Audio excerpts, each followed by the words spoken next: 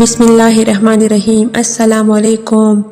امید ہے آپ سب لوگ خیریت سے ہوں گے۔ دعا ہے اللہ آپ لوگوں کو خوش رکھے، آباد رکھے۔ میری چینل کو لائک کرے، سبسکرائب بھی کرے، اپنے دوستوں کو بھی شیئر کرے، اس کار خیر میں شامل ہو جائے۔ چلے ویڈیو کی طرف جاتے ہیں۔ ناراض انسان کو منایا جا سکتا ہے، خاموش کو نہیں۔ ہر بات خاموشی سے مان لینا یہ بھی ایک انداز ہوتا ہے ناراضگی کا۔ ناراض ان سے ہوا جاتا ہے جنہیں آپ کی ناراضگی کی فکر ہو۔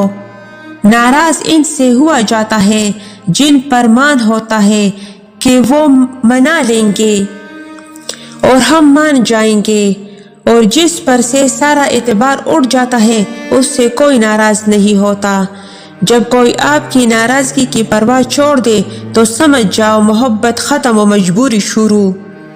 جہاں ناراضگی کی قدر نہ ہو وہاں ناراض ہونا چھوڑ دینا۔ کبھی کسی سے اتنا ناراض نہ ہو جاؤ کہ منانے والا ہار مان لے اور آپ ایک بہترین شخص سے محروم رہ جاؤ۔ جب کوئی انسان ناراضگی دور کرنے میں پہل کرتا ہے تو اس کا ہرگز یہ مطلب نہیں ہے کہ وہ غلط تھا، بلکہ اس کا مطلب یہ ہے کہ اسے انا سے زیادہ رشتے عزیز ہے۔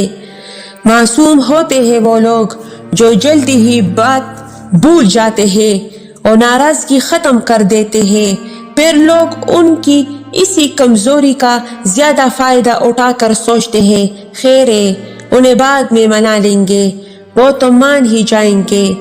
حضرت علی رضی اللہ تعالیٰ عنہ کا فرمان ہے کہ کوئی تم سے ناراض ہے اور اسے اس بات کا غرور ہے کہ تم اسے منا لو گے تو اس کے غرور کو ٹوٹنے مت دینا۔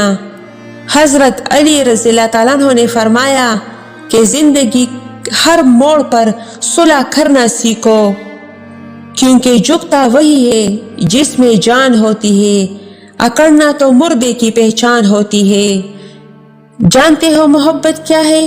کسی کے ناراض ہو جانے پر اللہ سے دعا مانگنا، کہے اللہ کچھ ایسا کر دے کہ وہ مان جائے۔ جن لوگوں کی محبت میں ہم اللہ کو ناراض کرتے ہیں اکثر وہی لوگ ہمیں ذلیل و خوار کرتے ہیں، اکثر وہی لوگ ہمیں ذلیل و خوار کرتے ہیں۔